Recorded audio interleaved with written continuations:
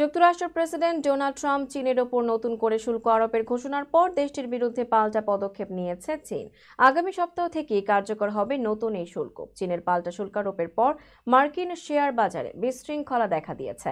টালমাটাল পরিস্থিতিতে বেশ শঙ্কায় দিন পার করছেন শেয়ার হোল্ডাররা। সংবাদ মাধ্যম আল জাজিরা জানিয়েছে, স্থানীয় সময় শুক্রবার মার্কিন স্টক এক্সচেঞ্জগুলো ভয়াবহ দিন পার করেছে। এদিন প্রধান প্রধান সূচকগুলো প্রায় 6% হ্রাস পেয়েছে। প্রতিবেদনে বলা হয়, বিস্তৃত ভিত্তিক S&P 500 সূচক কমেছে 6%। প্রযুক্তি নির্ভর নাসডাকের 5.8% সূচক হ্রাস পেয়েছে। ডাও জোন্স ইন্ডাস্ট্রিয়াল গড়ে 2200 পয়েন্টেরও বেশি হারিয়েছে বা প্রায় 5.5% হ্রাস পেয়েছে।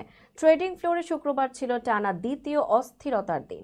এর আগে বৃহস্পতিবার S&P সূচক কোভিড-19 মহামারীর প্রথম পর্যায়ের পর সবচেয়ে খারাপ দিনটি অতিক্রম করে। গত বুধবার যুক্তরাষ্ট্রে আমদানি করা বেশিরভাগ পণ্যের ওপর 10% ন্যূনতম শুল্ক আরোপের ঘোষণা দেন প্রেসিডেন্ট ডোনাল্ড ট্রাম্প।